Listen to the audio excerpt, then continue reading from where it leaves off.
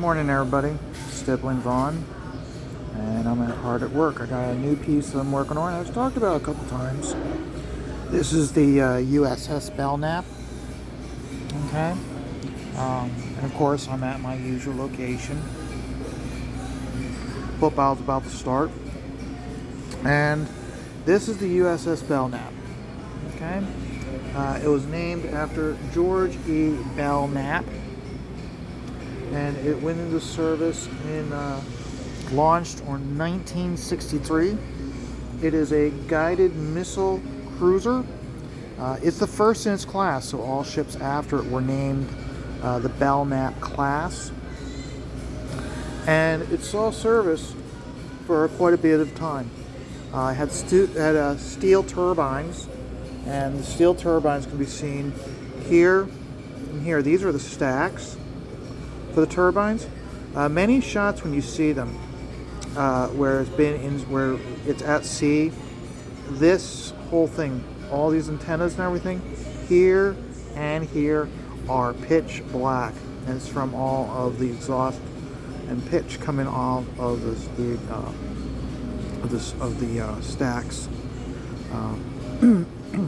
The most significant thing about this ship and its history is it had a collision with the aircraft carrier Kennedy, the Robert F. Kennedy aircraft carrier. It had a collision with it. It was literally headed straight for it, and at the last minute, the way it's been explained to me is the officer on deck was unaware from looking at the water to tell from the chop and everything that it was coming straight into the aircraft carrier. And the captain came up on deck, and fortunately when he came up when he did, saw what was going to happen, had them immediately said, like, turn to, I don't know whether it's port or starboard. I'm sorry, I'm not a nautical individual. But it's like immediately turned to whatever.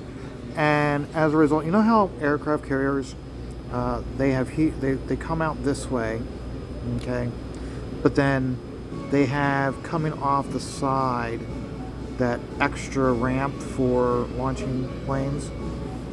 Well, the Belknap was coming in this way, straight into the aircraft carrier. At the last minute, it veered off, and as a result, it hit that jut-off air ramp on the aircraft carrier. It took out this whole superstructure. Okay, this was all taken out completely. Okay, 7 on the Belknap was killed. 1 on the Kennedy was killed. 2 ships, even like was on fire. 2 ships, another guided missile cruiser and a destroyer came alongside to assist with putting it out. They were using their hoses to shoot off in here. This is the battery. This is the 5-inch gun. I don't know where the ammunition box is for this. It apparently went off and took out a lot of it. But this was all of this was aluminum when it was constructed in 1963. Okay, and the heat of it caused it to melt down. This happened in it was off the coast of Sicily. It was November 1975 off the coast of Sicily when this happened. So it was towed. They deemed that the hull, the hull of the ship itself was deemed to be still structurally sound. So they rebuilt this out of steel, so that way they wouldn't have an issue with melting in the future. And when I discovered from the person's commission to me. If you look at newer images past 1975 of this ship, of specifically the Belknap, there's a large like box that comes out off of the bridge here. Okay, that was the admiral's quarters. Okay, when the admiral was on board, he would be, and his staff would be in these quarters on the ship. But the person commissioned me was very specific not to have the admiral's quarters there. And so when I was drawing this, I had to be very diligent of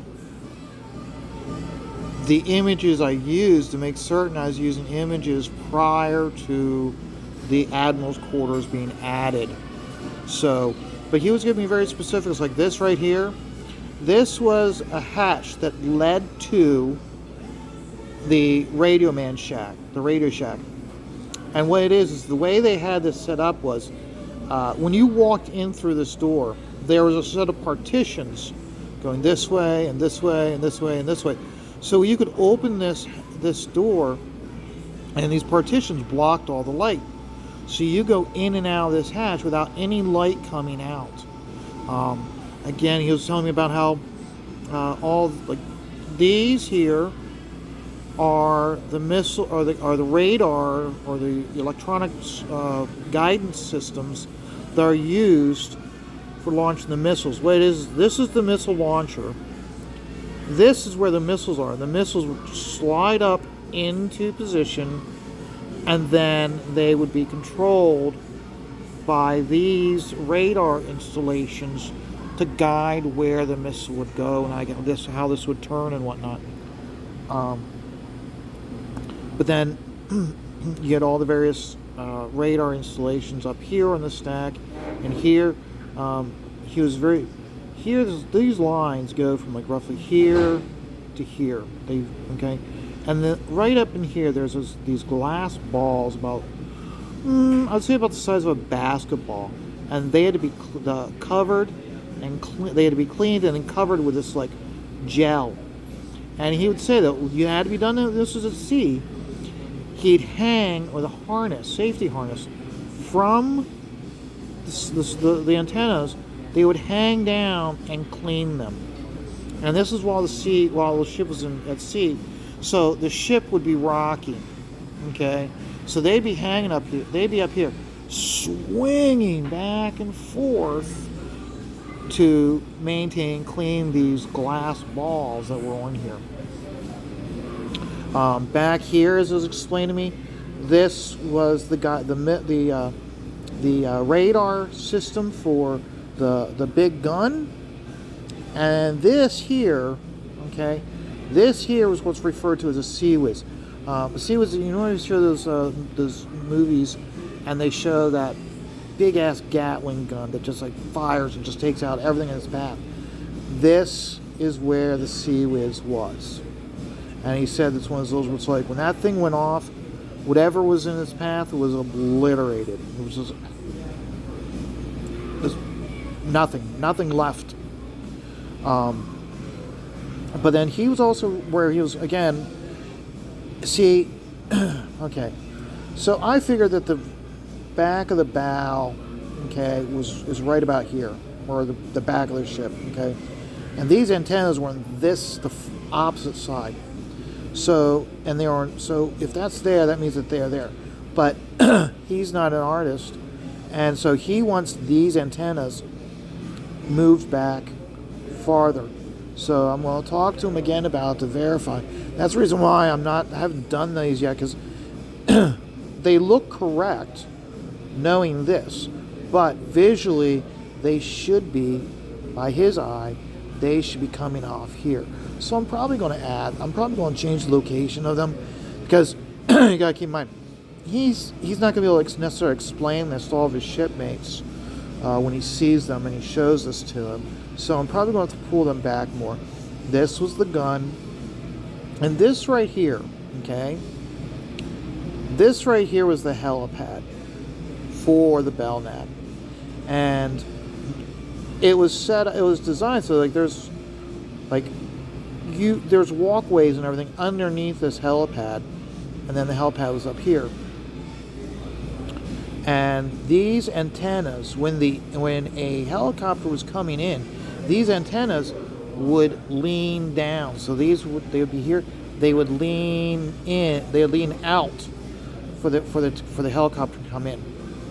He was also another reason why he's so specific about these is because he had to maintain them. He had to maintain these, and he had to maintain these also. So he has a great deal of pride, and that's one thing I noticed with a naval individual who served in the Navy. They have a great deal of pride for their ship. So I'm going to pull back here so you can see it.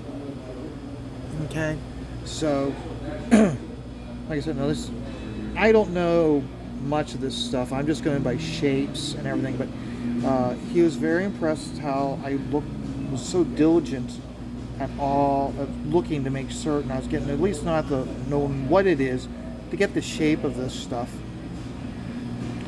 He has a reunion in October, towards the end of October, in Norfolk, for him and his crewmates.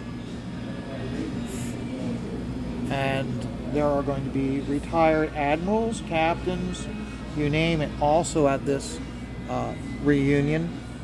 So I'm going to have a lot of naval men that served on this ship looking at this image.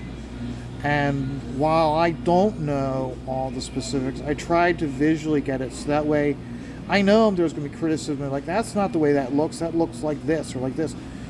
But I need to at least get the overall look and feel of the Belknap when it served from 1963 up to 1975. So it's one of those where it's like I'm not able to take a lot of liberties because of that. But I know this is going to be under scrutiny, and I hope that this meets the satisfaction of these sailors.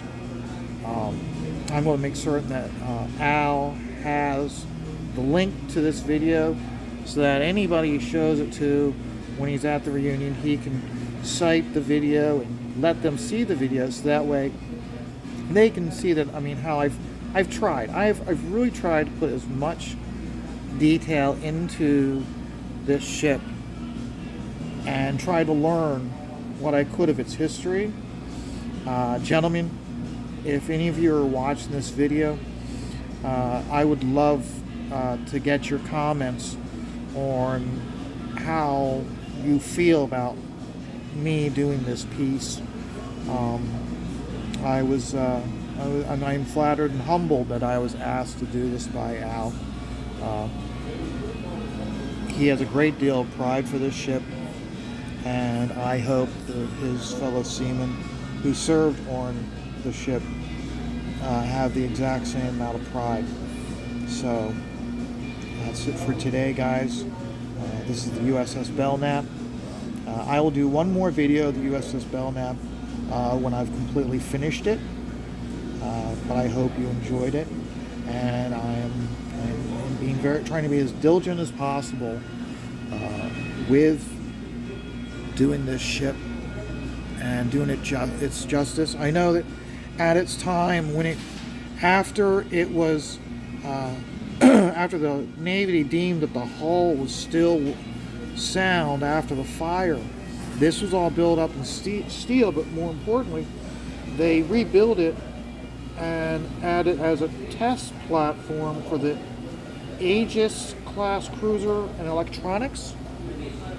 And for its time, it was deemed to be one of the most powerful ships in the world. That's what it states on Wikipedia. I'm going to go by that. I'm certain that there are a number of sailors that may disagree with that statement, but I'm certain that there are other soldiers that believe that that's absolutely true and would say that this ship can go up against any modern day destroyer. And that comes down to the pride of a sailor and the ship they served. Gentlemen, it's been an honor to do this ship. And how did I get it done, gentlemen? I did it all one dot at a time.